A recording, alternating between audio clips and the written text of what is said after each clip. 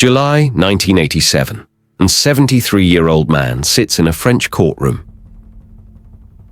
For 40 years, he lived free, comfortable, protected. While his victims never forgot the Butcher of Lyon. To the French resistance, he was the Butcher of Lyon. To the Gestapo, he was their most effective interrogator. To 7,500 Jews and resistance fighters, he was their executioner. From 1942 to 1944, he turned the beautiful city of Lyon into a chamber of horrors. But when the war ended, instead of facing justice, Barbie vanished. Protected by American intelligence, hidden in plain sight, living comfortably in Bolivia for 32 years, while his victims' families waited for answers that seemed would never come. Until 1983, when Nazi hunters finally tracked him down. His return to France didn't just reopen old wounds, it forced an entire nation to confront its darkest secrets. Who collaborated? Who resisted? And how many French citizens had blood on their hands? Klaus Barbie wasn't born a monster. He was manufactured by the Nazi machine. Born in 1913 in Germany, he joined the SS at 22 and quickly proved his ruthless efficiency.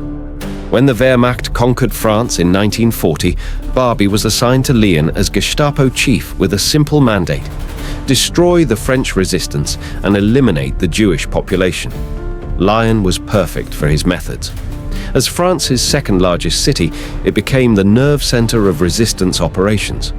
Allied airmen shot down over France were smuggled through Lyon to Spain. Secret radios coordinated with London. Underground newspapers spread hope and information. Barbie's job was to strangle that hope through fear, torture, and systematic murder. Raymond Bassett was 24 when he joined the Lyon resistance.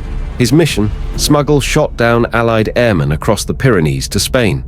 4,000 British, American, and Commonwealth servicemen owed their lives to Bassett's network.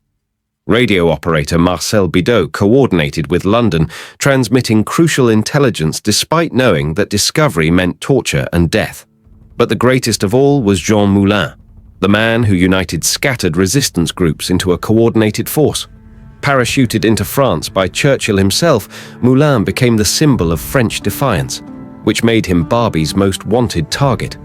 The hunt for Moulin would define both men's legacies forever. June 21, 1943. Jean Moulin attended a secret meeting in a doctor's house in Lyon. Someone had betrayed the gathering to Barbie. The greatest French resistance leader was captured in a single raid. For 40 years after the war, one question haunted France. Who was the traitor? Barbie personally interrogated Moulin for days.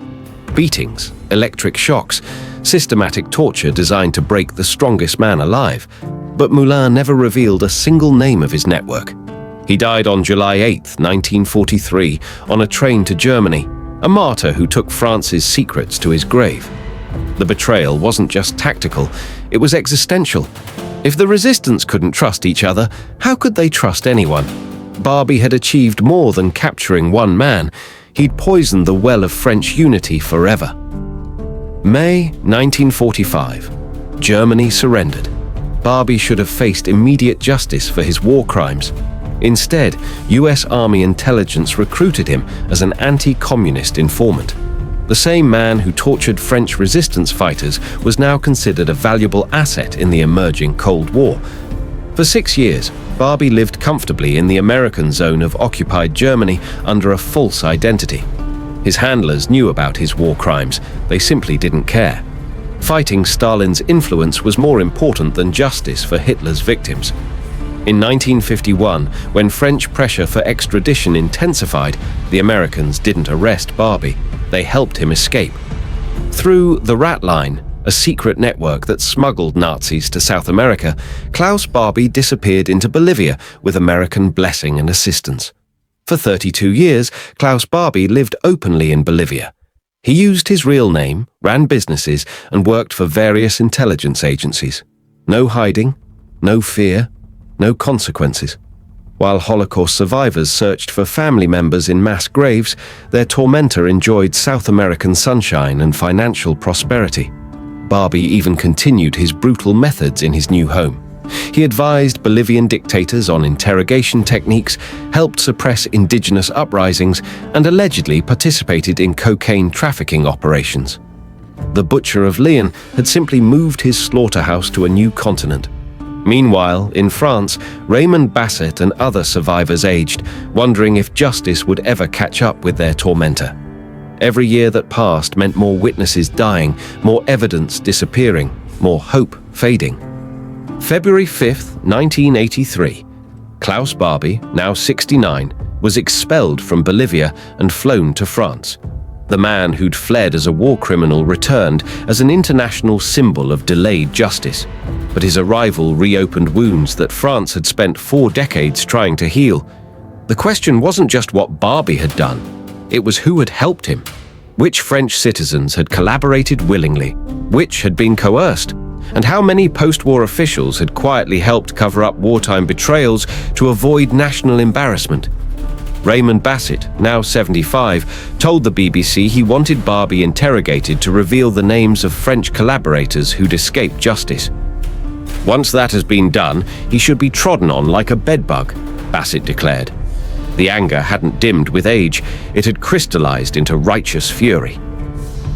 Klaus Barbie died in prison in 1991, unrepentant to the end. But his trial changed history. It proved that no crime is too old for justice, that no criminal is too protected for accountability, that time doesn't heal the wounds of systematic evil, only truth and justice can do that. The French survivors who waited 40 years for their day in court got something more valuable than revenge: vindication. Their suffering was acknowledged, their courage was recognized, their truth became history's truth. Today, as authoritarianism rises around the world, Barbie's trial reminds us that ordinary people can become monsters when they abandon moral principles for power, fear, or convenience. But it also reminds us that justice, however delayed, never truly dies. The collaborators who escaped judgment didn't escape history. The victims who died without seeing justice didn't die in vain. And the young people who learn these stories today carry the responsibility to ensure they never happen again. What do you think? Does delayed justice still serve a purpose, or does time erode the meaning of accountability? Let me know in the comments, and subscribe for more stories about the long struggle between power and justice.